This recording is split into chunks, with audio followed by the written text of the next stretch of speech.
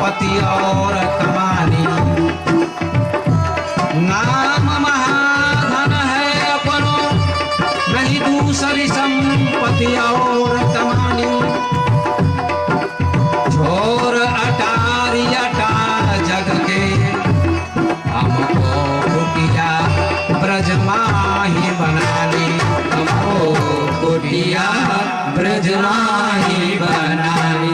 हमारो धन राधा श्री राधा श्री राधा, हमारो धन राधा श्री राधा श्री राधा, हमारे धन राधा राधा राधा राधा राधा, जीवन धन राधा राधा राधा राधा राधा, हमारो धन राधा श्री राधा, हमारो धन राधा श्री राधा श्री राधा।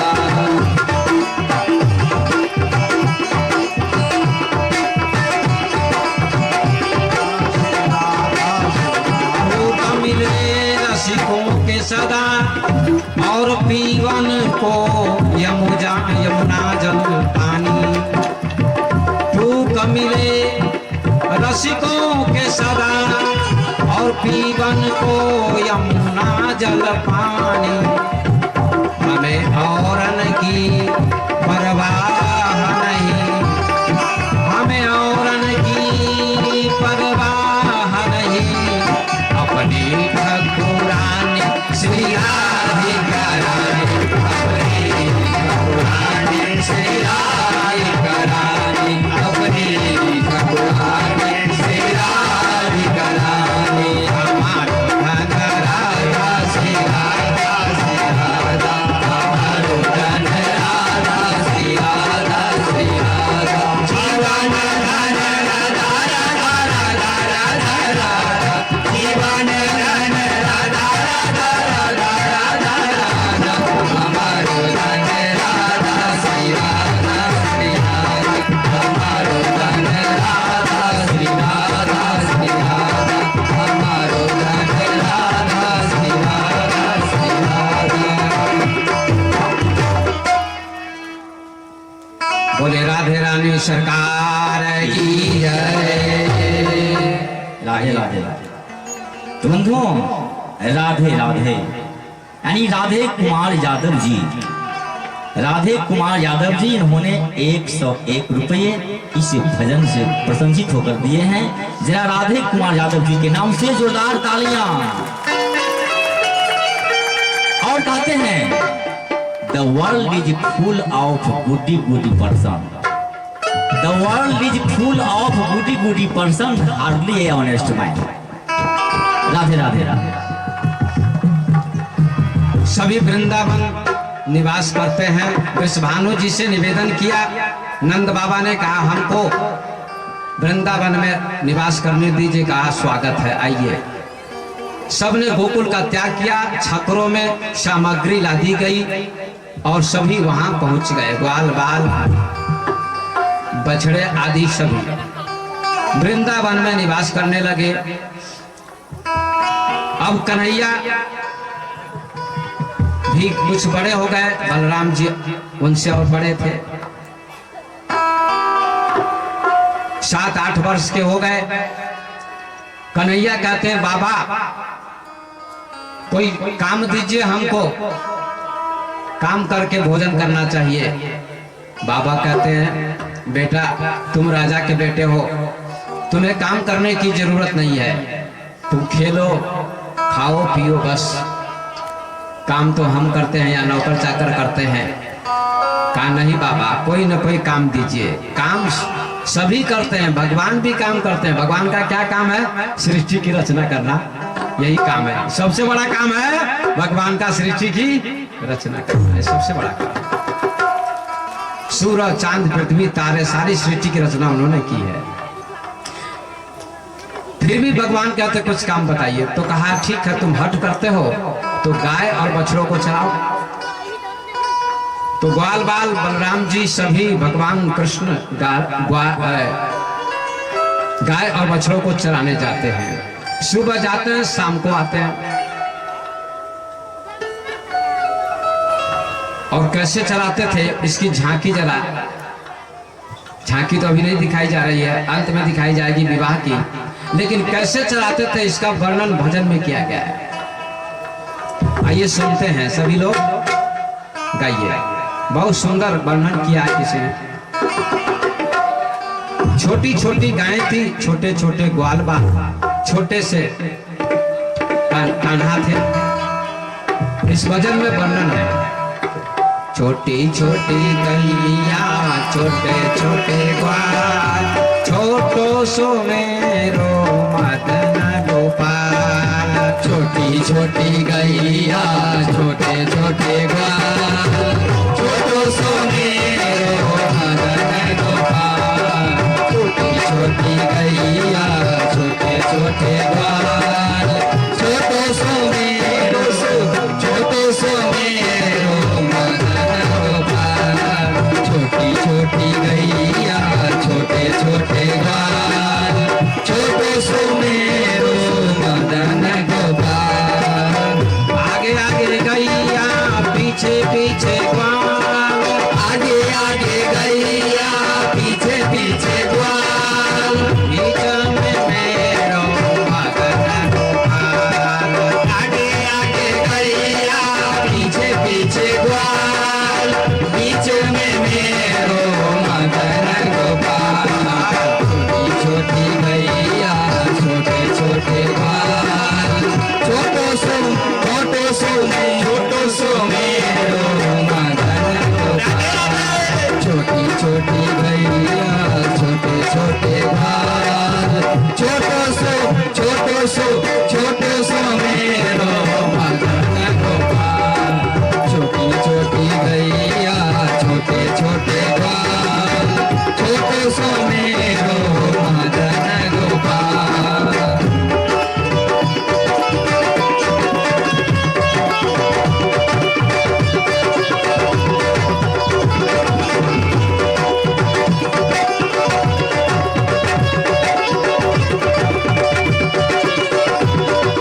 कारी कारी गैया, गोरे गोरे ग्वाल, कारी कारी गैया, गोरे गोरे ग्वाल। कारी कारी गैया, गोरे गोरे ग्वाल, कारी कारी गैया, गोरे गोरे ग्वाल। श्याम बरन में मदन गोपाल, श्याम बरन में मदन गोपाल। छोटी छोटी गैया, छोटे छोटे ग्वाल, छोटो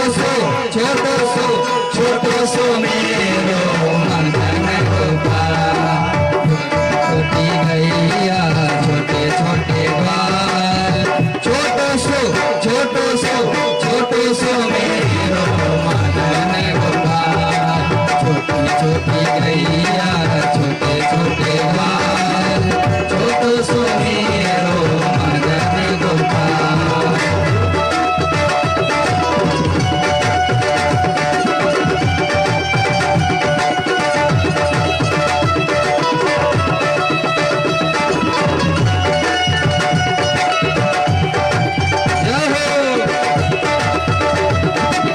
घास खाए गैया, दूध पीबे ग्वाल।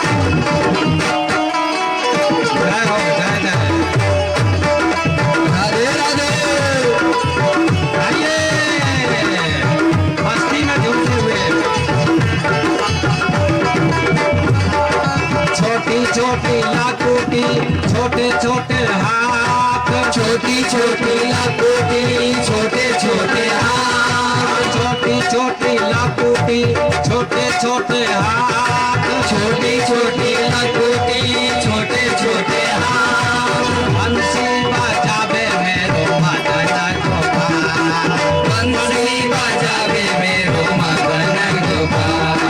छोटी छोटी गैया छोटे छोटे ग्वाल, छोटो सो मेरो मदन गोपाल।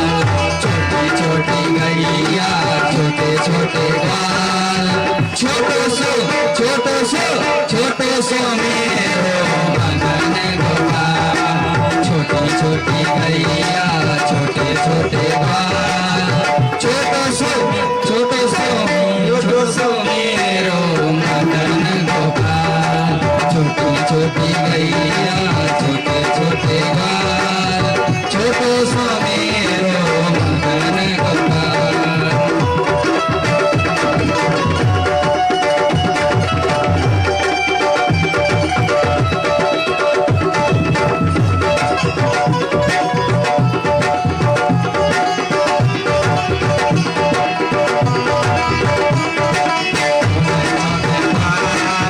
छोटो सो मेरो मदन गोपाल।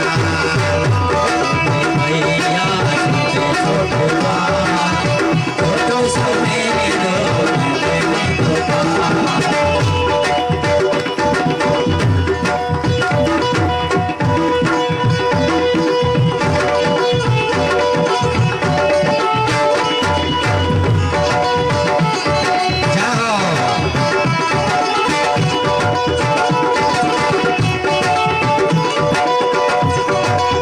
राधे राधे।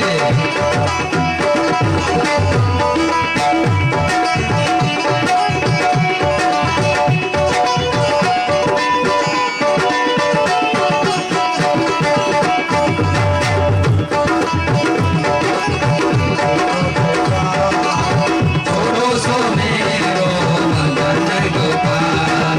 छोटी छोटी गैया छोटे छोटे ग्वाल, छोटो सो मेरो मदन गोपाल। छोटी छोटी गैया छोटे छोटे ग्वाल, छोटो सो मेरो मदन गोपाल। खावे गैया पिए ग्वाल, दूध खाए गैया पिए ग्वाल, ये खाए मेरो मदन गोपाल। खाए खायो मेरो मदन गोपाल। ये खाए गैया पिए ग्वाल, खीर खाए गैया दूध पिए ग्वाल। ये खाए मेरो मदन गोपाल। छोटी छोटी गैया छोटे छोटे ग्वाल, छोटो सो मेरो मदन गोपाल। छोटी छोटी गैया छोटे छोटे ग्वाल, छोटो सो मेरो मदन गोपाल। छोटी छोटी गैया छोटे छोटे ग्वाल, छोटो सो मेरो मदन गोपाल। घास खाए गैया पिए ग्वाल, घास खाए गैया दूध पिए ग्वाल। घास खाए गैया पिए ग्वाल, घास खाए गैया दूध पिए ग्वाल। माखन खायो मेरो मदन गोपाल। माखन खाए मेरो मदन गोपाल। छोटी छोटी गैया छोटे छोटे ग्वाल, छोटो सो मेरो मदन गोपाल। छोटी छोटी गैया छोटे छोटे ग्वाल, छोटो सो मेरो मदन गोपाल। छोटी गैया छोटे छोटे ग्वाल, छोटो सो मेरो मदन गोपाल। छोटो सो मेरो मेरो मदन गोपाल। छोटो सो मेरो बोलिए कृष्ण कन्हैया लाल की हरिओम। तो बंधुओं, इस भजन से प्रसन्नचित होकर हमारे अमीन यानी अमीन रूपेश राघव, अमीन रूपेश राघव जी, इन्होंने 100 रुपये गुरुदेव भगवान के श्री चरणों में अर्पित किए हैं और कहते हैं हमें रोक सके इस जमाने में दम नहीं, हमें रोक सके इस जमाने में दम नहीं, हमसे है जमाना, हमसे है जमाना, जमाने से हम। और साथ ही हमारे राहुल कुमार जी, राहुल कुमार यादव जी, इन्होंने भी 101 रुपये गुरुदेव भगवान के श्री चरणों में अर्पित किए हैं। जरा इन दोनों दानियों के नाम से जोरदार तालियां। राधे राधे। तो कन्हैया गाय और बछड़ों को चराते हैं, ग्वाल बाल भी साथ में होते हैं। इधर कंस को बड़ी चिंता है। कंस ने फिर राक्षसों को भेजना प्रारंभ किया। बकासुर को भेजा बगुले के रूप में, भगवान ने उसका भी संहार कर दिया। अघासुर को भेजा सर्प के रूप में, भगवान ने उसका भी संहार कर दिया। और कालिए नाग का दमन उन्होंने किया। और उसका दमन करने के पश्चात भगवान ने गोपी चीर हरण किया। आइए थोड़ी चर्चा करते हैं गोपी चीर हरण की। गोकुल में बहुत सारी गोपियां थी जो भगवान कृष्ण को पति बनाने के लिए व्रत करती थी। ध्यान से सुनिएगा सभी लोग, माँ बहनों से, भाइयों से, सबसे निवेदन है कि शांति का वातावरण बनाए रखें। गोपी चीर हरण प्रसंग को आप सुनिए जो बहुत ही दिव्य है। सैकड़ों गोपियां थी, सभी व्रत करती थी जैसा कि आप लोग व्रत करते हैं, ऐसे ही गोपियां भी व्रत करती थी। किसको पाने के लिए, किसके दर्शन के लिए? कृष्ण भगवान को पति बनाने के लिए। कात्यायनी महामाये महायोगिनी अधीश्वरी नंद गोप सुतम देवी पति में कुरुते नमः। कात्यायनी देवी की पूजा करती थी सभी। दुर्गा जी का एक नाम कात्यायनी है। कात्यायनी देवी की पूजा करती थी कि हे कात्यायनी माता, हम इसलिए पूजा करती हैं कि हमारा पति कृष्ण बन जाए, नंद का बेटा हमारा पति हो जाए। इसलिए सभी पूजा करती हैं, व्रत करती हैं और यमुना में स्नान करती हैं प्रतिदिन जाकर। जब वो समापन का समय आया कि अब व्रत का समापन करना है, तो सभी गोपियां अंत में जाती हैं और यमुना जी में प्रवेश करने से पहले सबने अपने अपने कपड़े उतार दिए और किनारे पर डाल दिए, तट पर। ध्यान से सुनिएगा, बड़ा दिव्य और रहस्यमय प्रसंग है। सभी नग्न होकर यमुना जी में प्रवेश कर गई बिना वस्त्रों के और स्नान करने लगी। भगवान कन्हैया ने कहा आज गोपियों की इच्छा पूरी करनी चाहिए, क्योंकि हमें पाने के लिए ही उन लोगों ने व्रत किया है। भगवान ग्वाल बाल सखाओं के साथ यमुना तट पर जाते हैं और जितने भी कपड़े थे गोपियों के सारे कपड़े उठा लिए और कदम के पेड़ पर जाकर बैठ गए। देखिए सोने वालों की भी संख्या कुछ है, ये सामने सो रही है।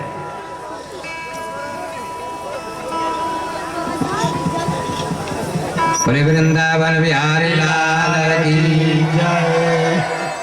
थोड़ा और धीरे धीरे बोलिएगा, अच्छा है। बोले वृंदावन बिहारी लाल की जय। सोइए ना। ये नींद क्यों आती है कथा में? कहते हैं कथा क्या है? फूल की सेज है और फूल की सेज पर जो सोएगा तो उसको जरूर नींद आएगी, उसको कोई कष्ट ना होगा। लेकिन कांटे की सेज पर कोई सोएगा तो उसको नींद नहीं आएगी, करवटे बदलता रहेगा। हाँ। क्योंकि कांटे चुभेंगे। ये नाच, सिनेमा, ऑर्केस्ट्रा, ये क्या है? कांटे की सेज है। और वहां किसी को नींद 6 बजे तक भी नहीं आती है। लेकिन भगवान की कथा में नींद आ जाती है, क्योंकि यहाँ शांति मिलती है, इसलिए मन भी शांत हो जाता है। कहता थोड़ा सो लेते हैं, लेकिन आप सो जाइएगा तो कथा कौन सुनेगा? मत सोइए। ये नींद कुंभकर्ण की पत्नी है। भगवान राम ने कुंभकर्ण को मार दिया तो कुंभकर्ण की पत्नी आई राम के पास, हे राम, आपने मेरे पति की हत्या की है, आप हत्यारे हैं, आपसे मैं बदला लूंगी। कहा ले लो जो लेना हो। कहा कुछ नहीं लेना, एक ही चीज आपसे मैं मांगती हूँ कि जहां जहां भागवत कथा होगी, राम कथा होगी ना, वहां वहां जो श्रोता बैठे रहेंगे कथा में, उनकी आंखों में जाकर मैं बैठ जाऊंगी। किसी को कथा नहीं सुनने दूंगी, सबको सुला दूंगी, यही मेरा बदला होगा। इसलिए सोइए नहीं। बड़ी वृंदावन बिहारी लाल की जय। तो भगवान ने सबके कपड़े चुरा लिए, कदम के पेड़ पर बैठ गए और बंसी बजानी शुरू कर दी। श्याम तेरी बंसी बजे धीरे धीरे, श्याम तेरी बंसी बजे धीरे धीरे,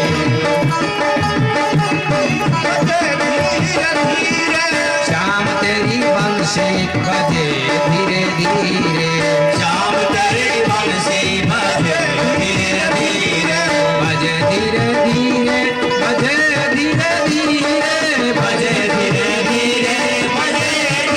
धीरे, श्याम तेरी बंसी बजे धीरे धीरे, श्याम तेरी बंसी बजे धीरे धीरे।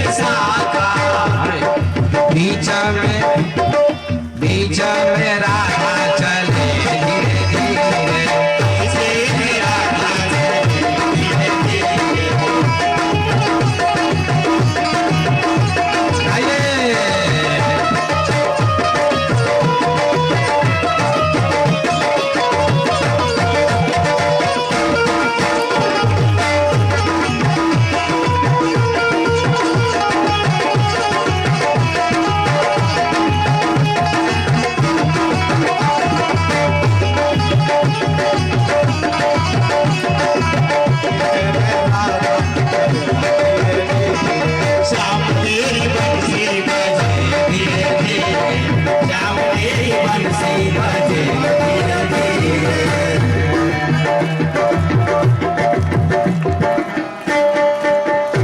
भगवान कन्हैया ने बंसी की ध्वनि जब गोपियों ने सुनी तो गोपियों का ध्यान श्री कृष्ण की तरफ आकृष्ट हुआ।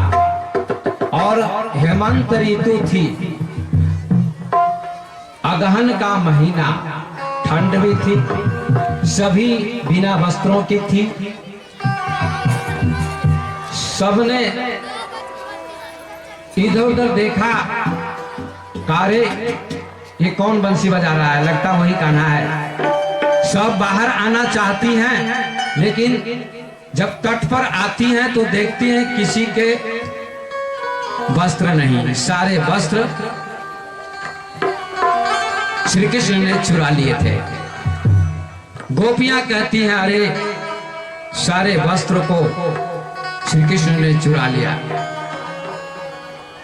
सबका ध्यान श्री कृष्ण की ओर जाता है और सब कहती है कृष्ण कान्हा ये गलत काम मत करो, हम सब बाहर आना चाहती हैं, ठंड लग रही है, हमारे कपड़े दे दो ना।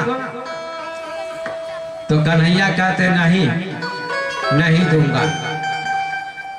तुम लोगों ने एक गलती की है, पाप किया है। कहा कौन पाप?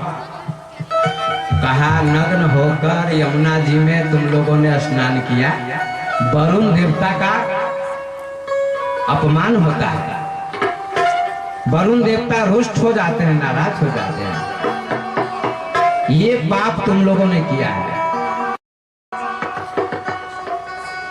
तो कहा तो गलती हो गई, लेकिन अब कपड़े तो दे दो। कहा नहीं, बाहर निकलो और बाहर निकलकर फिर हमको प्रणाम करो, उसके बाद तुम्हारे कपड़े मिलेंगे, अन्यथा नहीं। गोपियां कहती बड़े निर्लज हो, अरे बिना वस्त्रों के कैसे निकलेंगे, हम सब नग्न हैं। अरे बेशरम। भगवान कहते हैं हमको किस बात की शर्म, हम तो बेशरम हैं ही। हम तो सारी दुनिया को देखते हैं, चाहे कोई वस्त्र में क्यों ना हो, हम सभी को देखते हैं, कौन वस्त्र में, कौन बिना वस्त्र के। वस्त्र में भी भगवान सबको देखते हैं, ये मत सोचिए कि नहीं देखते हैं। भगवान कहते हम तो बेशरम हैं ही, हमको किसी बात की शर्म नहीं। तो गोपियां कहती हैं देहि वासांसि धर्मज्ञ करवाम तवोदितम। तुम तो धर्म के रहस्य को जानते हो, तुम धर्म की स्थापना करने के लिए आए हो और तुम ये मर्यादा का उल्लंघन कर रहे हो। तुमने ही तो गीता में लिखा है, कहा है कि धर्म संस्थापनार्थाय संभवामि युगे युगे यदा यदा ही धर्मस्य ग्लानिर्भवति भारत। अभी तो था ना अधर्मस्य तदात्मानं सृजाम्यहम् परित्राणाय साधूनां विनाशाय च दुष्कृतां धर्म संस्थापनार्थाय संभवामि। धर्म की स्थापना के लिए तुम्हारा अवतरण हुआ है, फिर ये मर्यादा का उल्लंघन क्यों करते हो? भगवान ने कहा मैं मर्यादाओं के पार हूं, मैं मर्यादा के ऊपर हूं, ये ज्ञान मुझे तुम मत दो। तुमने गलती की है, निकलो बाहर तब वस्त्र मिलेंगे। आए ज्यादा बदमाशी मत करो, नहीं तो तुम्हारे बाप को जाकर हम सब कह देंगे नंद बाबा को। कहा हमारे ही बाप नहीं नंद बाबा, वो कुछ नहीं बिगाड़ेंगे हमारा। जाओ कहीं कह दो, शिकायत करो, कोई बात नहीं, बस शिकायत से नहीं डरता। कहा ये तो बड़ा हट निर्लज है, ये तो मानेगा नहीं। कहा तो फिर क्या हम लोग ठिठुरती रहें इस ठंड में? कहा ठिठुरती रहो, हम क्या करें? भगवान ने किसी कीमत पर वस्त्र नहीं दिए हैं। अंत में गोपियां परेशान हो जाती हैं, कहती ठीक है जो तुम कहोगे वही होगा। भगवान कहते गोपी सो देखो, गोपियों से कहते हैं कि तुम लोगों ने व्रत क्यों किया है बताओ। कहा तुमको पति बनाने के लिए। बोलो ईमानदारी पूर्वक। कहा तुमको पति बनाने के लिए। तो तुम्हारे हम पति हैं कि नहीं? कहा हैं। तुम हो हमारे पति। जब तुम्हारे पति हम हैं तो तुमको हमारे पास आने में क्या शर्म, क्या संकोच? पति के पास जाने में पत्नी को कोई संकोच नहीं होना चाहिए। जब लड़की ससुराल में जाती है विवाह करके तो घूंघट करके जाती है। गांव के लोग देखने आते हैं तो उसकी सास या ननद क्या करती है, उस नई नवेली दुल्हन को दिखाने के लिए ले जाती है तो उसका घूंघट हटाती है और वो लड़की आंख बंद कर लेती है क्योंकि उसको शर्म होती है। आप कहेगा बाबा ये आप कैसे जानते हैं? अरे हम क्या नहीं जानते हैं, हम भगवान कृष्ण के भक्त हैं तो हमको भी तो कुछ कुछ मालूम होना चाहिए। हम भी कहीं कहीं गए हैं आशीर्वाद देने के लिए लड़की को, तब हमने ऐसा देखा कि उसने आंखें बंद किया। हमने कहा अरे हमसे क्यों आंखें बंद कर रही हो, अरे आंख खोल के गुरुदेव का दर्शन तो कर लो। मैं तुम्हारा ससुर नहीं और तुम्हारा भैंसुर नहीं, जेठ नहीं कि हमसे तुम घूंघट कर रही हो।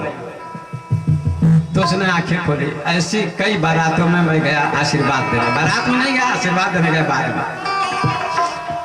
तो लड़की का घूंघट हटाती है सास और दिखाती है। तब देखते हैं लोग कि गोरी है कि काली है, नाक खड़ी है कि चपटी है।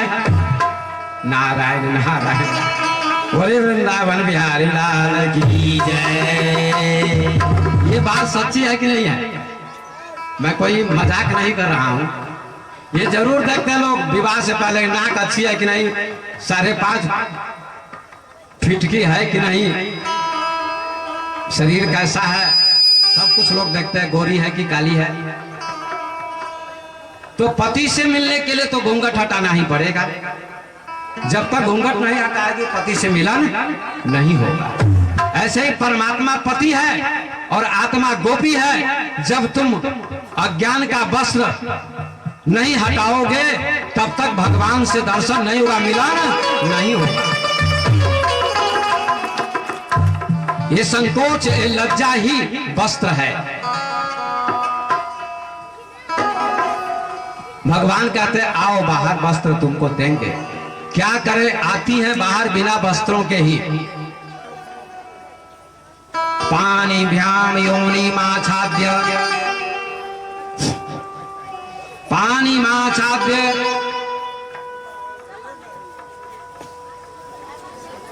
प्रोथेरु शीतकर्षिता। सबने अपने अपने गुप्त अंगों को ढक के बाहर आने का प्रयास किया और आ गई। और सबने कहा तुमने जैसा कहा वैसा हमने किया। अभी कुछ विलंब है, अभी मत रखिए नहीं तो सबका ध्यान उधर ही जाएगा। अभी कुछ देर और ध्यान प्रवचन सुनिए कथा, उसके बाद लास्ट में रुक्मिणी कृष्ण भगवान का विवाह होगा। तो ध्यान से सुनिए। सबने बाहर निकलकर श्री कृष्ण को प्रणाम किया, सारी लज्जा हटा दी। और जब सबने प्रणाम किया कृष्ण को, ये बड़ी खतरनाक बात है लिखी हुई भागवत में, लेकिन इसमें बड़ा रहस्य है, कोई गलत बात नहीं है। भगवान ने कोई गलत काम नहीं किया, भगवान कृष्ण ने कोई गलत काम नहीं किया, क्योंकि गोपियां भगवान को पति मानती थी। इसलिए पति होने के नाते भगवान ने उनके वस्त्र हरण किए तो कोई पाप नहीं। दूसरी बात, भगवान योगेश्वर है, भगवान है और समर्थ पुरुष को कोई पाप नहीं लगता। भगवान समर्थ पुरुष है। तुलसीदास जी ने रामायण में लिखा, समर्थ को नहीं दोष आए, समर्थ को नहीं दोष आए, रवि पाप सुर सरी की नाई, रवि पाप सुर सरी की नाई, समर्थ को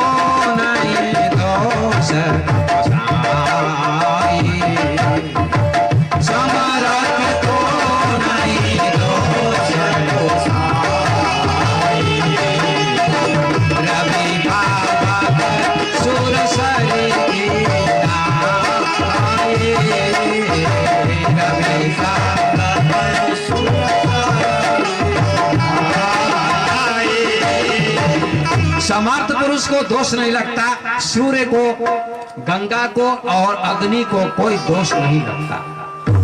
भगवान समर्थ हैं, इसलिए उन्होंने ये लीला की। अब भगवान ने सबके वस्त्र दे दिए, कहा ले लो अपने अपने वस्त्र। सबने अपने वस्त्र ले लिए और सब गोकुल में चली गई। इसका अर्थ है कि गोपी आत्मा है और कृष्ण परमात्मा है, और दोनों के बीच में संकोच का, लज्जा का, अज्ञान का जो पर्दा है, वस्त्र है, वो जब हट जाता है तो आत्मा और परमात्मा का मिलन। दूसरी बात कि वो गोपियां कौन थी आप जानते हैं? गोपियां रामावतार में जब भगवान राम विवाह करने गए जनकपुर, चारों भाइयों का विवाह हुआ। राम का सीता के साथ, लक्ष्मण का उर्मिला के साथ, भरत का मांडवी के साथ, शत्रुघ्न का श्रुतिकीर्ति के साथ जब विवाह हो गया तो सीता जी की कई सखियां थी। सीता जी की सखियों ने राम से कहा, हे प्रभु, हम लोगों से भी आप प्रेम कीजिए, हम भी आपको पति मानती हैं। भगवान ने कहा नहीं, इस अवतार में मैं तुम लोगों से प्रेम नहीं कर सकता, क्योंकि मर्यादा पुरुषोत्तम मैं कहलाता हूं। ये अवतार मर्यादा पुरुषोत्तम का अवतार है।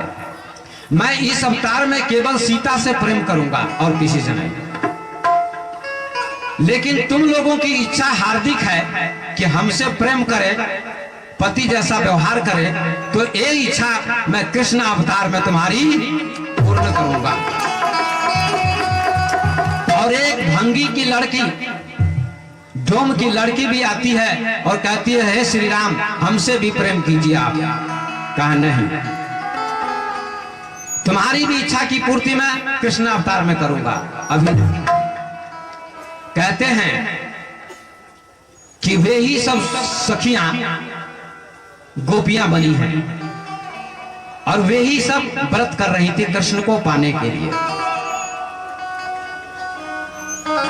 और सबकी इच्छाओं को भगवान कृष्ण ने पूर्ण किया है।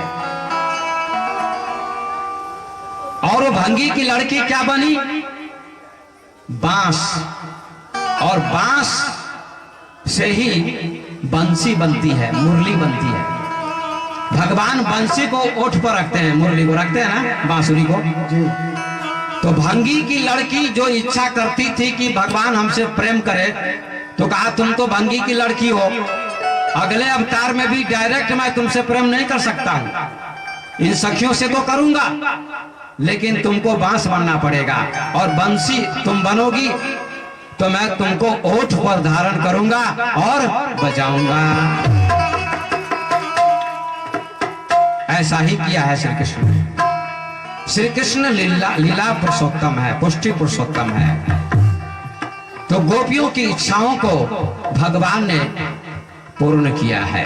गोपी आत्मा, कृष्ण परमात्मा, दोनों का मिलन है। आइए इसके आगे गोवर्धन का प्रसंग है। भगवान ने गोवर्धन को धारण किया है। हरिओम। बंधुओं, इस प्रसंग से प्रसन्नचित होकर हमारे जलवंशी सुबोध राज, जलवंशी सुबोध राज जी कहते हैं कि नींबू के रस को जूस कहते हैं, नींबू के रस को जूस कहते हैं, और जो राधा जी के नाम पर ताली ना बजाए उसे कंजूस कहते हैं। इन्होंने 51 रुपये और हमारे राधे कुमार राधे राधे, हमारे राधे कुमार राधे राधे जी, जय श्री राधे, इन्होंने 101 रुपये और ये क्या लिखे हैं, मित्र गरीब हो या अमीर, मित्र गरीब हो या अमीर यह मायने नहीं रखता, बल्कि वो आपके बुरे समय में आपका साथ कितना देता है यह मायने रखता है। धन्यवाद। और क्या कहते हैं कि अपने दुख में रोने वाले मुस्कुराना सीख ले। अपने दुख में रोने वाले मुस्कुराना सीख ले, दूसरों के दुख दर्द में आंसू बहाना सीख ले। जो खिलाने में मजा वो आप खाने में नहीं, जो खिलाने में मजा वो आप खाने में नहीं, जिंदगी में तू किसी के काम आना सीख ले। राधे राधे राधे राधे, बोलिए सभी लोग राधे राधे राधे राधे राधे राधे राधे राधे और जोर से राधे राधे राधे राधे जय जय श्री राधे। जय श्री राधे। आइए, गोपियों की इच्छाओं को भगवान ने पूर्ण किया है, सभी गोपियां संतुष्ट हो जाती हैं और भगवान ने कहा मैं रासलीला करूंगा, फिर जो भी इच्छाएं तुम्हारी बाकी रह गई हैं उन सबको मैं पूर्ण करूंगा रासलीला के समय में। अभी रासलीला थोड़ी देर के बाद होगी। गोवर्धन को भगवान ने धारण किया है। मैं कहना चाहता हूं कि कथा संक्षिप्त में बढ़ाते हुए आपको सुनाऊंगा, इसलिए गोवर्धन की पूरी चर्चा नहीं करूंगा। भगवान ने गोवर्धन को उठाया है और गोकुल की रक्षा की है। उसके पश्चात रासलीला का प्रसंग है। थोड़ी देर रासलीला का प्रसंग सुनाते हैं, उसके बाद भगवान वृंदावन से मथुरा जाएंगे। अब कुछ ही देर में आप विवाह के प्रसंग में प्रवेश करेंगे, चिंता मत कीजिए। सबकी प्रतीक्षा है कब विवाह का प्रसंग आएगा। आएगा, जरूर आएगा, लेकिन विवाह से पहले कई दिनों तक प्रतीक्षा करनी पड़ती है। महीनों पहले डेट निश्चित होता है विवाह का, होता है कि नहीं होता है? उसके बाद ही विवाह होता है। यहाँ तो चट मंगनी और पट विवाह, कल ही जन्म हुआ, आज भगवान का विवाह होगा। इतनी जल्दी विवाह भगवान का? हाँ, इतनी जल्दी है। राधे राधे राधे राधे राधे राधे। तो आइए, भगवान ने यमुना के तट पर फिर बंसी वादन किया। भगवान पिता रात्रि शरदोत्पल्ल मल्लिका विक्षरन्तु मनश्चक्रे योगमयामुपासितम्। बंसी वादन किया। बंसी वादन को सुनकर सारी गोपियां पागल हो गईं। कोई घर पर भोजन बना रही थी, भोजन बनाना छोड़ दिया। कोई बच्चे को दूध पिला रही थी, दूध पिलाना छोड़ दिया। कोई बर्तन साफ कर रही थी, उसको छोड़ दिया। कोई पति की सेवा कर रही थी, उसको छोड़ दिया। कोई झाड़ू लगा रही थी, उसको छोड़ दिया। कोई दूध दूह रही थी, उसको छोड़ दिया। इस प्रकार सब गोपियों ने सारे काम छोड़ दिए और कन्हैया के पीछे पागल होकर भागने लगी। सब यमुना के तट पर आ जाती हैं, रात का समय है। सभी कन्हैया के पास आ गई, घेर लेती है चारों तरफ से। कन्हैया बीच में बैठे हैं। कन्हैया ने कहा तुम सब आ गई? कहा स्वागतम वो महाभागा, स्वागतम वो महाभागा, प्रियम किम करवाणि वह ब्रजस्य नामयं कच्चित् द्रुतागमं कारणम्। आप सबका स्वागत है। आप सब किस लिए आई हैं बताइए। कहा आपने बंसी बजाई, आपने हमको बुलाया तो हम सब आ गए। तो कहा अच्छी बात है, तुम लोगों का प्रेम हमारे प्रति है, लेकिन अब मैं चाहता हूं कि तुम लोग सब अपने अपने घर चली जाओ। रात के समय में पर पुरुष के पास किसी स्त्री को नहीं जाना चाहिए। भगवान कहते हैं लोग निंदा करेंगे, जाओ लौट जाओ, अपने पति की सेवा करो, सास की सेवा करो, बच्चों का पालन पोषण करो, लौट जाओ। गोपियां कहती हैं वाह रे वाह कान्हा, एक बार बुलाते हो और फिर कहते हो चली जाओ लौट जाओ, ये तो अच्छा नहीं है। एक बात बताओ कि धर्म करने से क्या होता है? गोपियां प्रश्न करती हैं। किससे? भगवान से। धर्म करने से क्या होता है बताओ? तो श्री कृष्ण ने कहा धर्म करने से पाप का नाश होता है। फिर गोपियां पूछती हैं, जब पाप का नाश हो जाता है तब क्या होता है? तो कहा मन शुद्ध हो जाता है। फिर गोपियां पूछती हैं, जब मन शुद्ध हो जाता है तब क्या होता है? तो कहा भगवान का दर्शन होता है। भगवान ने उत्तर दिया, गोपियों ने कहा हम लोगों ने धर्म किया होगा तो हम लोगों का पाप नाश हो गया, हम लोगों का पाप नाश हो गया तो मन शुद्ध हो गया, और जब मन शुद्ध हुआ है तभी तो तुम्हारा दर्शन हुआ है। कहा ये बात तो सही कहती हो तुम सब, ये बात तुम सही कहती हो, तुम पर पुरुष नहीं हो। ये ध्यान दीजिए, भगवान ने पहले कहा था कि पर पुरुष के पास रात में नहीं जाना चाहिए, लेकिन भगवान से गोपियां कहती हैं कि आप पर पुरुष नहीं है, आप परम पुरुष हैं, आप गोविंद हैं, परमात्मा हैं, हमारे स्वामी हैं, इसलिए हम सब आपके पास आई हैं। भगवान कहते हैं अच्छी बात है, तो आई हो तो हम क्या करें अब? कहा हमारे सिर पर हाथ रख दो। सिर पर हाथ रख दिया। जो जो गोपियों ने कहा वही वही भगवान ने किया। तो थोड़ा गोपियों को अभिमान हो गया कि श्री कृष्ण हमारे बस में है।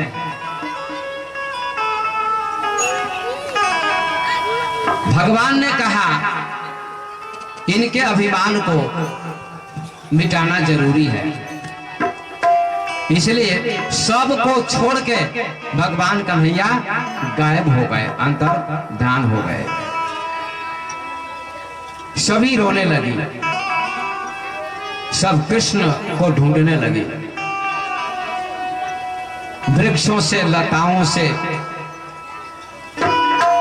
तुलसी के पौधों से सब पूछती हैं, रोती हैं कि हमारे कन्हैया कहाँ गए? बताओ तुलसी, बताओ पीपल, बताओ पाकर, सबसे पूछती। जैसे राम जी सीता के वियोग में पूछते थे, हे खग हे मृग मधुकर श्रेणी,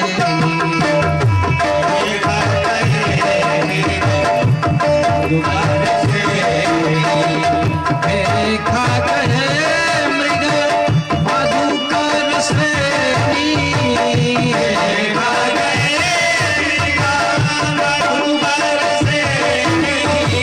तुम देखी सीता मृगनयनी, तुम देखी सीता मृगनयनी।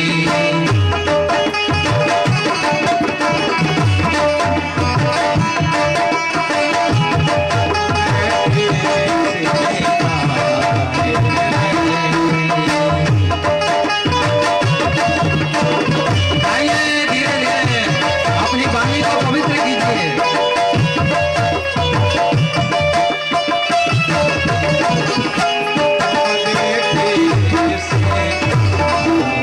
श्रेणी तुम देखी सीता मृगनयनी, हे खग हे मृग मधुकर श्रेणी, तुम देखी सीता मृगनयनी। राम जी भी पागल हो गए सीता के वियोग में, ऐसे गोपियां पागल हो गई हैं। आनाथ रमन पृष्ठ क्वासी क्वासी महाभुज, हे रमन, हे नाथ कहाँ हो, कहाँ हो? और इतनी तन्मय हो गई, इतनी पागल हो गई कृष्ण के वियोग में कि सब अपने को ही कृष्ण मानने लगी कि हम ही कृष्ण हैं। इतनी तन्मय हो गई, इसी का नाम तन्मय। कृष्ण में भक्त समा जाए, गोपी समा जाए, और कृष्ण भक्त में समा जाए, इसी का नाम तन्मय। भगवान तो सागर हैं और भक्त बूंद है। बूंद जब सागर में मिल जाती है तो बूंद का अस्तित्व मिट जाता है और सागर ही रह जाता है। भगवान सागर है।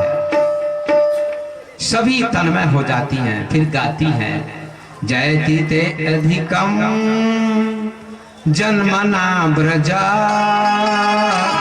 श्रत इंदिरा शाश्वतत्र ही दैत्य दृश्यता दीक्षिता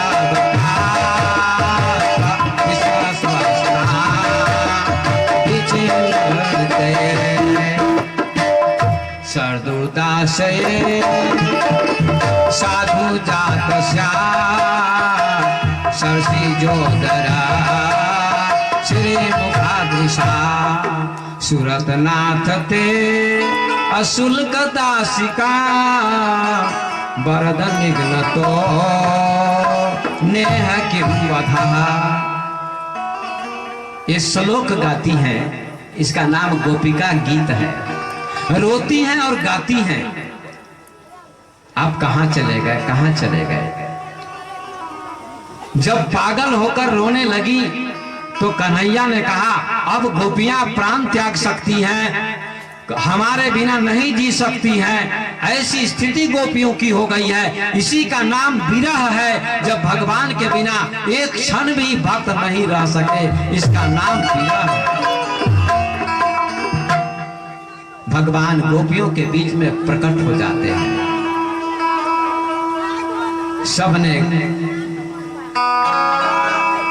कन्हैया को देखा, प्रसन्न हो गई। किसी ने कन्हैया का हाथ पकड़ा, किसी ने कन्हैया को स्पर्श किया। फिर भगवान कहते अब चलो रास लीला करते हैं। यमुना जी में प्रवेश करते हैं, फिर स्नान करते हैं सभी, फिर बाहर आते हैं और सभी नृत्य करते हैं। बहुत सुंदर रास होता है। रास को देखने के लिए भगवान शिव कहते हैं मैं भी जाऊंगा। पार्वती जी कहती हैं स्वामी वहां तो केवल स्त्रियों को प्रवेश है, पुरुष को नहीं। मैं तो जा सकती हूँ, आप नहीं। कहा नहीं, हमें भी जाना है। ऐसा करो कि हमको स्त्रियों के कपड़े पहना दो, साड़ी पहना दो,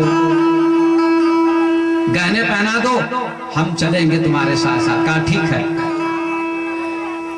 साड़ी पहना दी पार्वती जी ने, आभूषण पहना दिए और भगवान शिव की दाढ़ी भी कहीं कहीं दिखाई गई है, और जगह तो नहीं, कहीं कहीं दिखाई गई।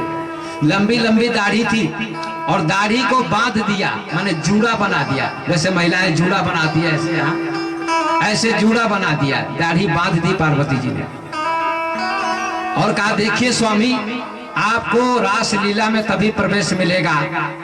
आप तो नारी बन गए, नारी का वेश हो गया, लेकिन आपको नारी की भाषा में बोलना पड़ेगा। आपका नाम पूछा जाएगा कि तुम कौन हो, तो आप उत्तर दीजिएगा मेरा नाम त्रिलोचना है। भगवान शिव का एक नाम क्या है? त्रिलोचन। तो स्त्रीलिंग में उत्तर देना होगा आपको, मेरा नाम त्रिलोचना है। और ये मत कहिएगा फला जगह से मैं आया हूं, तब तो पोल पट्टी खुल जाएगी। क्योंकि अब साड़ी पहने हुए स्त्री बने हुए हैं, तो आपको कहना होगा कि मैं आई हूं। अच्छा अच्छा अच्छा, पहले से अभ्यास कर लीजिए। अभ्यास करा दिया पार्वती जी ने। और जब रासलीला के निकट दोनों आते हैं तो भगवान कन्हैया समझ गए कि भोले बाबा भी आ रहे हैं। जब आते हैं तो दूर से समझ गए, आते हैं स्वागत करने। माँ पार्वती को प्रणाम करते हैं कन्हैया और कहते हैं माता जी ये पीछे जो गोपी खड़ी है लंबी हाइट वाली, इसका नाम क्या है? कहा इसी से पूछ लीजिए, इसी गोपी से। ये नई नई गोपी है, लजाती है, संकोच करती है। भगवान ने कहा गोपी तुम्हारा नाम? कहा त्रिलोचना। अच्छा, पुरुष की आवाज में तो पुरुषत्व होता है, कितना भी स्त्री की भाषा में बोले लेकिन इस पुरुष की भाषा आ ही जाती है। तो कहा गोपी थोड़ा सा अपना चेहरा तो दिखा दो, मुखड़ा।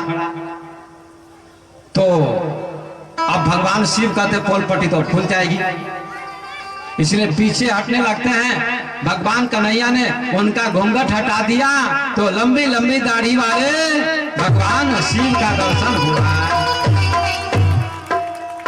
कहा प्रभु ये नाटक आपने क्यों किया? कहा स्त्रियों को प्रवेश नहीं देते हैं इसलिए हमने नारी का वेश बनाया।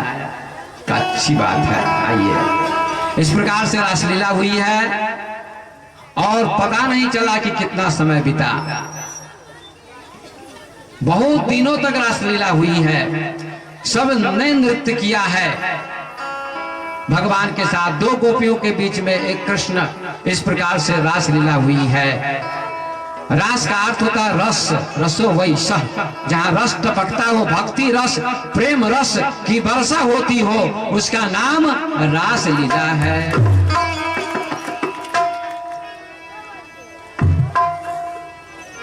आइए छोटा सा भजन गाइए।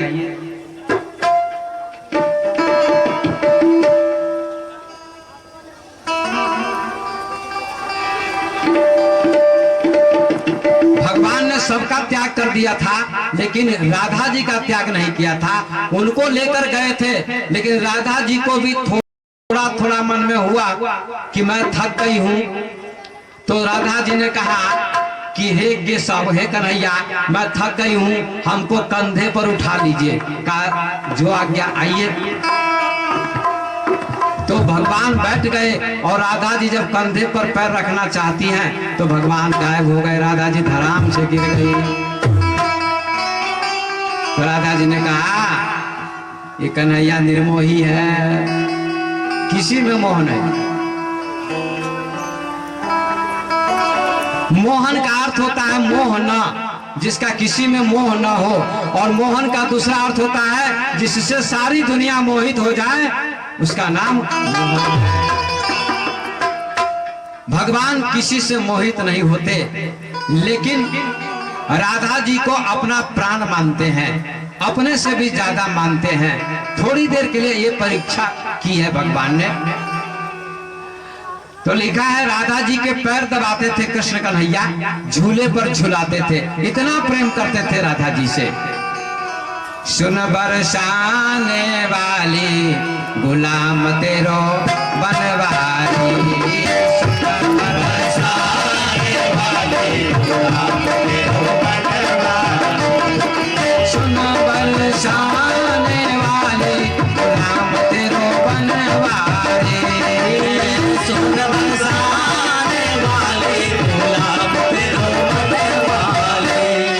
तेरी पायलिया पे बाजे मुरलिया, तेरी पायलिया पे बाजे मुरलिया, क्षमा क्षमा क्षमा क्षमा नाचे गिरधारी, गुलाम तेरो बनवारी, क्षमा नाचे बनवारी, गुलाम तेरो बनवारी, गुलाम तेरो बनवारी।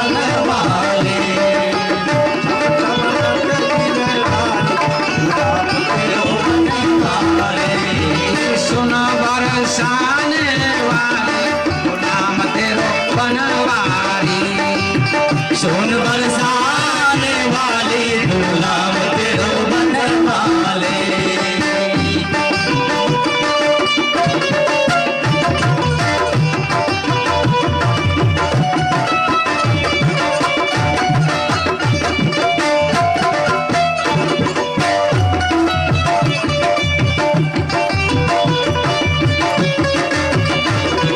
तेरी पायलिया पे बाजे मुरलिया,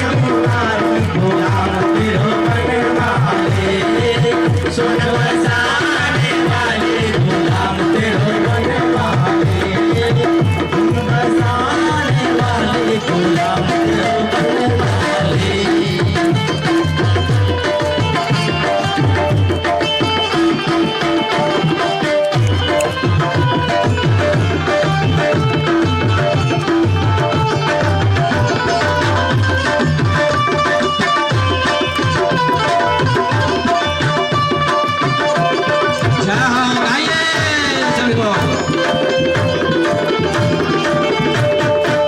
वृंदावन की कुंज दलिन में, वृंदावन की कुंज दलिन में, वृंदावन की कुंज दलिन में, वृंदावन की कुंज दलिन में, रास रचो गिरधारी गुलाम तेरो बनवारी, रास रचो गिरधारी गुलाम तेरो बनवारी, सुन बरसाने वाली गुलाम तेरो बनवारी, सुन बरसाने वाली गुलाम तेरो बनवारी। आदम की डाल पे झूलो पड़ो है, आदम की डाल पे झूलो पड़ो है, झूलो पड़ो है, झूलो पड़ो है, झूलो पड़ो है, झूलो पड़ो है। आदम की डाल पे झूलो पड़ो है, आदम की डाल पे झूलो पड़ो है। होटा होटा देवे बिहारी गुलाम तेरो बनवारी, होटा देवे बिहारी गुलाम तेरो बनवारी, सुन बरसाने वाली गुलाम तेरो बनवारी, सुन बरसाने वाली गुलाम तेरो बनवारी।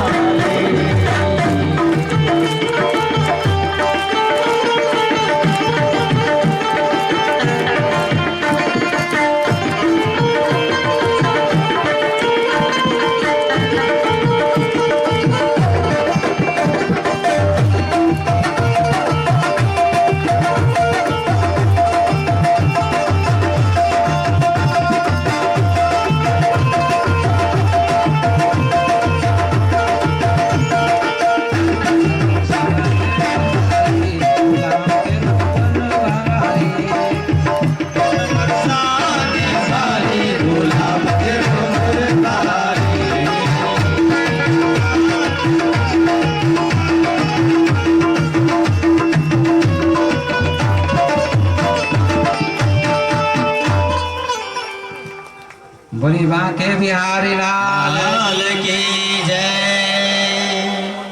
रासलीला होती है, फिर रासलीला का समापन हो गया। रासलीला भी आत्मा परमात्मा का मिलन है, जीव ब्रह्म का मिलन है। ये राधा जी का नाम इतना क्यों लिया जाता है? राधा जी का नाम इतना क्यों लिया जाता है बार बार? इसका कोई कारण होगा। एक बात सुन लीजिए आप लोग, बहुत सारे कथाकार कथा कहते हैं, टेलीविजन पर भी लोग कथा सुनते हैं, लेकिन एक नई बात आपको कहना चाहता हूं कि भागवत में राधा नाम कहीं भी नहीं आता है। ये विद्वान लोग राधा शब्द कहां से ढूंढ लिए? ये एक नई बात आपको सुनने को मिल रही है कि भागवत में राधा शब्द का उच्चारण भगवान व्यास ने कहीं नहीं किया, लेकिन एक मुख्य गोपी उसमें इसमें लिखी हुई है। मुख्य गोपी शब्द लिखा हुआ है। मुख्य गोपी का नाम ही राधा। मुख्य जो गोपी थी सब में, जिसको लेकर भगवान चले गए, उसी गोपी का नाम राधा था। बोले राधे रानी सरकार की जोर से बोलिए। राधे जी का नाम धीरे मत बोलिए। बोले राधे रानी सरकार की। कहते हैं भगवान श्री कृष्ण ने द्वारिका में एक बार बहाना किया, नाटक किया, मेरे पेट में बहुत दर्द हो रहा है। सारी गोपियां आती हैं, रानियां आती हैं। रानियां कहती है स्वामी आपको दर्द हो रहा है? कहा हाँ। तो डॉक्टर को बुलवा देते हैं, आपका दर्द ठीक हो जाएगा। कहा नहीं नहीं, डॉक्टर को मत बुलवाओ। एक काम करो, तुम लोगों में से कोई अपना चरण धोके अपना चरणामृत हमको पिला देगी तो मेरा दर्द ठीक हो जाएगा। ध्यान देकर सुनिए। भगवान रानियों से कहते हैं, रानियां कितनी है? 16,108। अपना चरणामृत तुम लोगों में से कोई हमको दे, पिला दे तो मेरा दर्द ठीक हो जाएगा। लेकिन ऐसा किसी ने स्वीकार न किया। पति का चरणामृत पत्नी पी सकती है, लेकिन पत्नी का चरणामृत पति को पिलाना पाप माना जाता है शास्त्र में। किसी ने चरणामृत नहीं दिया। भगवान कहते तो क्या मैं मर जाऊं? कहा अब हम क्या करें? लेकिन ऐसा काम हम लोगों से ना होगा। यदि हम सब आपको चरणामृत देंगी तो हम लोगों को नरक में जाना पड़ेगा। पति को चरणामृत नहीं दिया जाता है। किसी ने भी स्वीकृति नहीं दी। भगवान छटपटा रहे हैं। उसी समय नारद जी आए। नारायण नारायण नारायण, प्रभु क्या हो रहा है? कहा मेरे पेट में दर्द है। इन लोगों में से किसी ने भी अपना चरणामृत नहीं दिया है। रुक्मिणी सत्यभामा आदि, ऐसा करो, एक काम करो, तुम वृंदावन जाओ, वहां राधा जी रहती हैं, मेरे नाम का जाप करती हैं, वहां चले जाओ और राधा जी से कहना कि भगवान के पेट में भयंकर दर्द है। किसी रानी ने नहीं दिया चरणामृत, क्या आप दे सकती हैं? आपका प्रेम है भगवान के साथ में, भगवान के प्रति, अगर है तो दे दीजिए। नारद जी ने कहा जो आज्ञा। नारद जी तुरंत आकाश मार्ग से वृंदावन पहुंच गए जहां राधा जी थी। राधा जी से नारद जी ने कहा प्रणाम राधा जी। कहा आयुष्मान भव देवर्षि नारद। किस लिए आए हैं? सारी कथा सुनाई। कहा चरणामृत लेने आया हूं, भगवान के पेट में दर्द है, क्या आप दे सकती हैं? किसी रानी ने नहीं दिया। राधा जी ने कहा राम राम, बड़ा अपराध किया रानियों ने। अरे अपने स्वामी को स्वस्थ करने के लिए उन लोगों ने चरणामृत नहीं दिया, ये तो बहुत बुरा हुआ। तो नारद जी कहते हैं क्या आप दे सकती हैं? भगवान की आशा है शायद आपसे चरणामृत मिल जाए।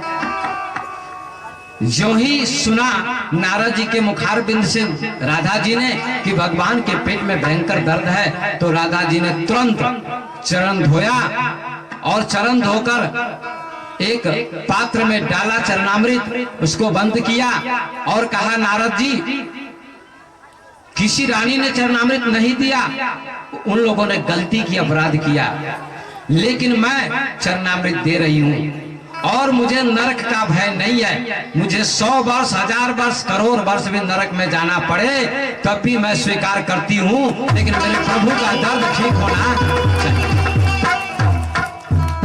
राधा जी नरक जाने के लिए भी तैयार हो जाती है, चरणामृत देती है। इसका नाम प्रेम है, इसका नाम समर्पण है। मेरा जो चैनल चल रहा है YouTube चैनल पर, मेरा जो प्रवचन आता है स्वामी विवेक ऑफिशियल, उस पर मैंने प्रवचन भी दिया, राधा का समर्पण। जिनके पास 4G मोबाइल है वे सुन सकते हैं। हाथ उठाइए किनके पास है 4G मोबाइल। इतने लोगों में इतने कम लोगों के पास जिस पर प्रवचन वगैरह आता है। तो जिनके पास हो, पुरुष के पास, स्त्री के पास, लड़के के पास, लड़की के पास, सब लोग आप सुन सकते हैं। राधा का समर्पण ये प्रवचन है, मैंने प्रवचन दिया, उस पर रिकॉर्ड है, सुनिएगा। और बहुत सारे प्रवचन हैं, सीता और राम, राधा का प्रेम, महासुख की प्राप्ति, ऐसे बहुत सारे प्रवचन हैं, सुनिएगा। तो राधा जी ने चरणामृत दे दिया और भगवान नारद जी चरणामृत लेकर आते हैं द्वारिका में। भगवान छटपटा रहे हैं जानबूझकर। नारद जी आ गए, भगवान कहते आ गए। राधा ने दिया चरणामृत, कहा दिया है। क्या कहा? कहा मुझे नरक जाना पड़े तो पड़े, लेकिन प्रभु का दर्द ठीक होना चाहिए।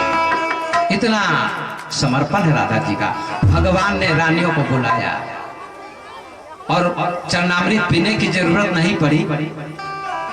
ये तो भगवान की परीक्षा थी। कहा तुम लोग सभी फेल हो गई, इसलिए आज से किसी रानी का नाम मेरे साथ नहीं लिया जाएगा, न रुक्मिणी का, न सत्यभामा का, न मित्र वृंदा का, किसी का भी नहीं। आज से मुझसे पहले राधा का नाम उच्चारण किया जाएगा।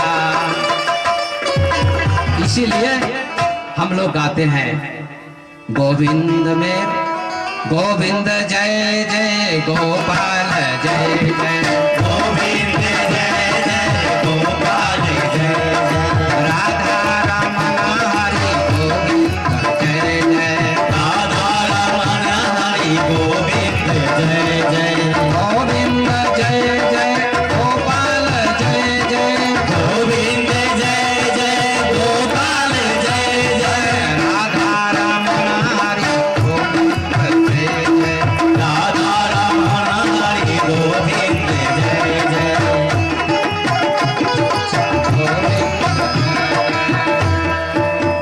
इसीलिए राधा का नाम पहले उच्चारण किया जाता है, राधा कृष्ण, कृष्ण राधा नहीं कहा जाता है, इसी कारण से। आइए, आपने रासलीला का प्रसंग श्रवण किया। तत्पश्चात कंस ने अक्रूर जी को भेजा वृंदावन में भगवान कृष्ण और बलराम को लेने के लिए। भगवान कृष्ण और बलराम को लेकर अक्रूर जी आते हैं, साथ में ग्वाल बाल भी आते हैं, नंद बाबा भी आते हैं। वृंदावन उदास हो जाता है और रथ पर बिठाकर अक्रूर जी लाते हैं। यमुना पार होते हैं, इधर रास्ते में कुब्जा मिलती है, उसके कुबड़ को भगवान सही करते हैं, उसको दर्शन देते हैं। आगे धोबी मिलता है, भगवान कृष्ण कहते हैं अरे तुम किसके धोबी हो? कहा कंस के। कहा ये कपड़े किसके हैं? कहा कंस महाराज के। कहा ये कपड़े हमारे ग्वाल बाल सखाओं को दे दो, पहनेंगे। तो भगवान ने जब कपड़े मांगे तो धोबी ने क्या कहा? कंस अभिमानी, उसका सेवक भी अभिमानी। कहा तुम्हारा नाम? कहा मेरा नाम कृष्ण। कहा इसका नाम? कहा बलराम। कहा रे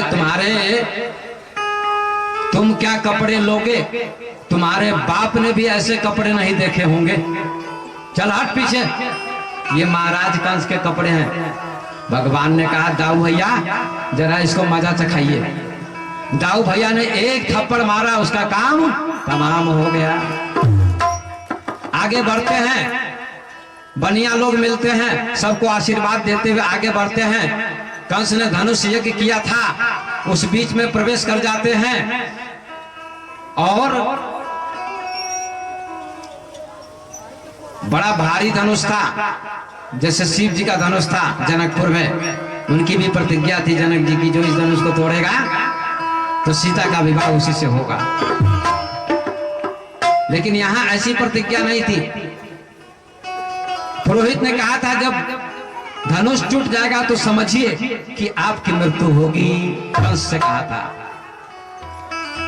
भगवान कृष्ण जाते हैं, कहते जरा धनुष को उठाएं देखें। कहा देखो, जब ही धनुष को छूते हैं धनुष के 2 टुकड़े हो जाते हैं। आगे बढ़ते हैं, एक हाथी था कुबलिया पीड़, उसको भी भगवान ने मार गिराया।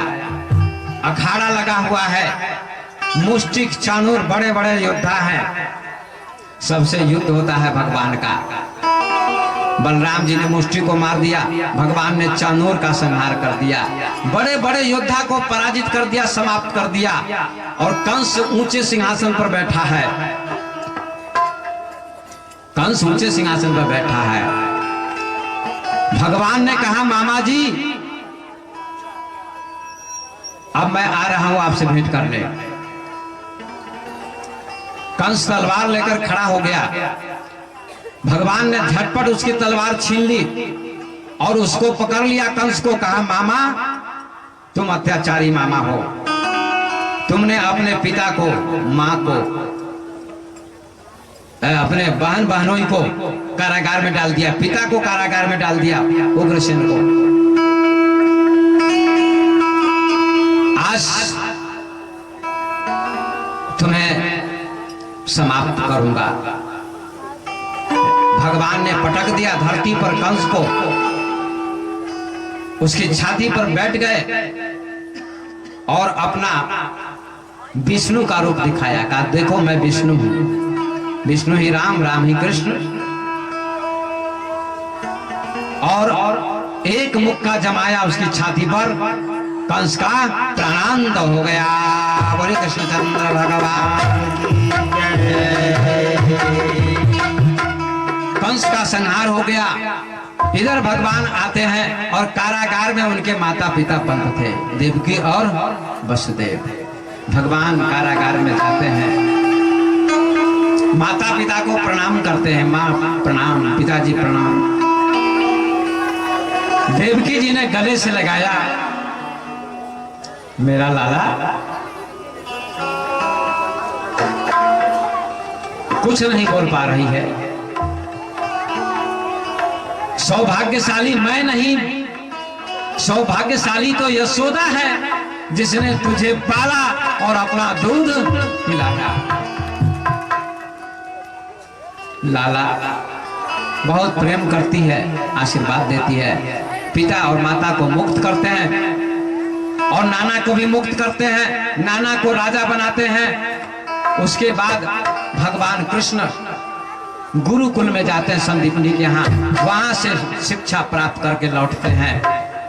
और एक दिन रो रहे थे भगवान, आंखों से आंसू टपक रहे थे।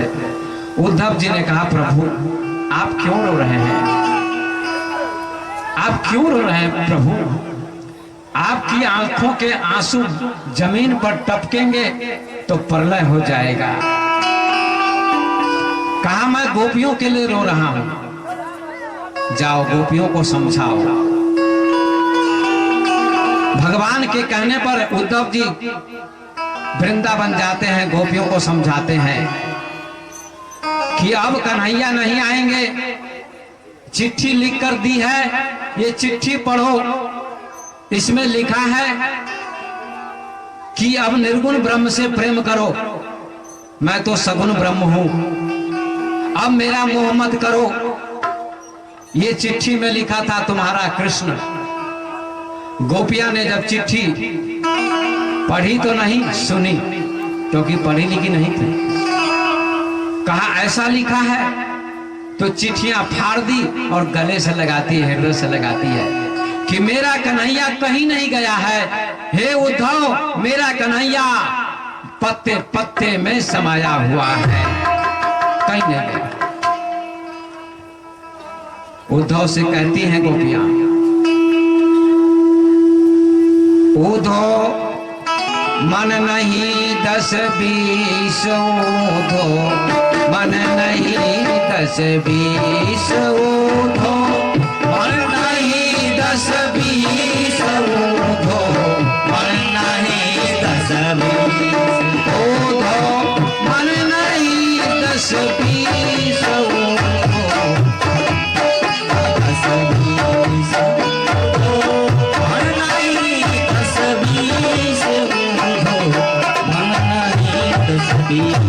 उद्धव जी ने कहा गोपियों अब निर्गुण ब्रह्म का ध्यान करो। निर्गुण कहते जिसका कोई आकार ना हो, भगवान का सगुण रूप था। लेकिन गोपियों ने क्या कहा, नहीं नहीं, हम लोगों के पास एक ही मन था और सबके पास एक ही मन होता है, सबके पास एक ही मन होता है, हमारे पास आपके पास नहीं, मेरे पास हमारे पास, जिससे निर्गुण ब्रह्म का ध्यान हम सब करें। बस कृष्ण को दे दिया हमने मन को, अब दूसरा मन नहीं है। एक हतो सो गयो श्याम संग को राधे, एक हतो सो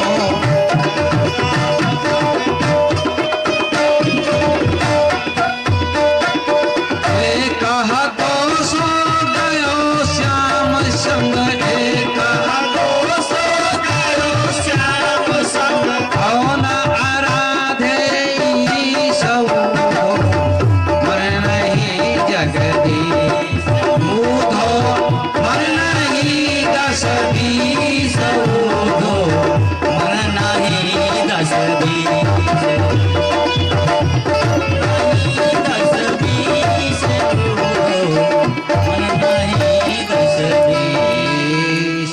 10-20 हमारे पास मन नहीं है, एक ही था जो हमने कृष्ण को दे दिया। ये समर्पण है गोपियों का। मन भगवान कृष्ण को दे दिया था। गोपी की भावना और समर्पण को देखकर उद्धव जी भाव विह्वल हो गए और सभी गोपियों को प्रणाम करते हैं। वहां की मिट्टी को लेते हैं और सिर में लगाते हैं और कहते हैं यदि दूसरा जन्म हमारा हमको मिले तो इस वृंदावन में मैं कोई झाड़ी बन जाऊं, लता बन जाऊं, पेड़ पौधा बन जाऊं, ऐसा आशीर्वाद हमको दीजिए प्रभु कि यहाँ मैं झाड़ी लता बन जाऊं। ऐसा कह के सुदामा उद्धव जी वहां से चलते हैं गोपियों को प्रणाम करके और फिर मथुरा में जी में भगवान से मिलते हैं कि आपने अच्छा नहीं किया गोपियों का त्याग करके। भगवान ने कहा तुम्हारे घमंड को दूर करने के लिए मैंने तुमको भेजा था, देखो कितना समर्पण गोपियों का है। उद्धव जी ने कहा सही कहते हैं आप। ये संक्षिप्त में उद्धव गोपी प्रसंग आपने श्रवण किया। विस्तार में 1-2 घंटे लग जाते हैं। आइए अब मथुरा पर जरासंध ने आक्रमण किया। कंस की बेटी थी 2, अस्थि और प्राप्ति।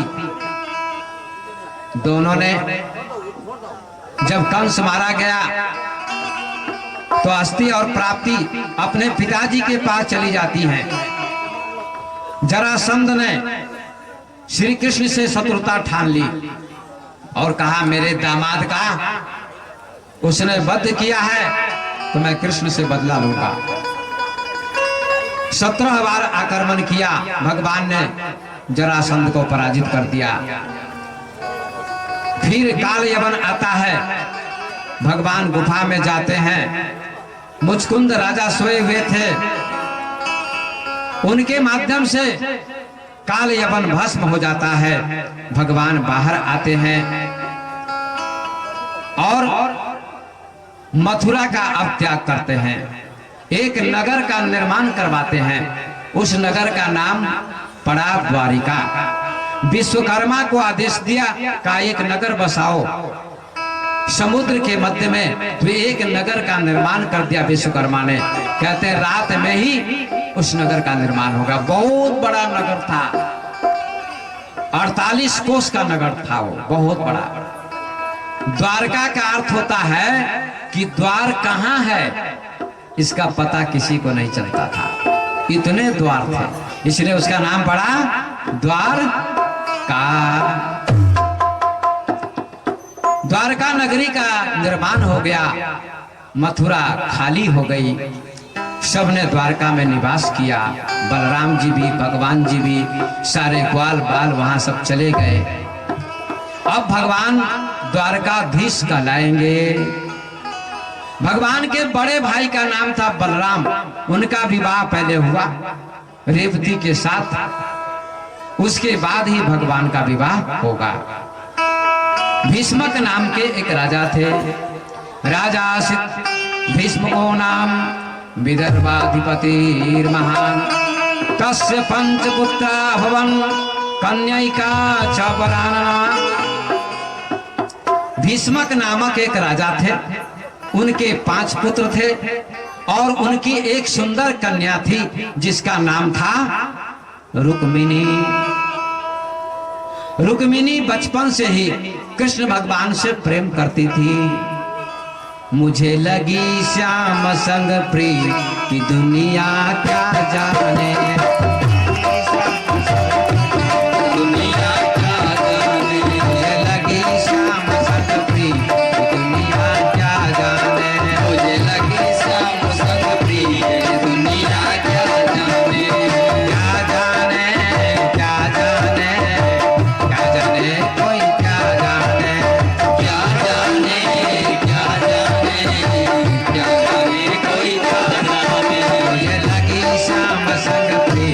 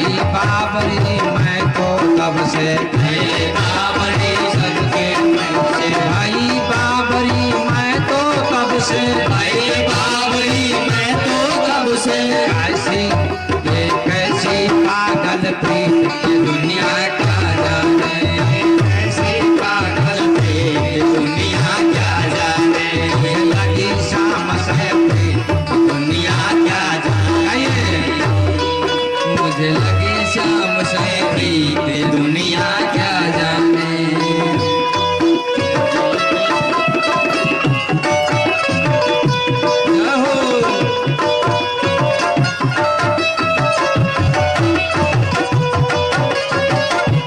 राधे राधे। मोहन की सुंदर सूरतिया मन में बस मोहन मूरतिया।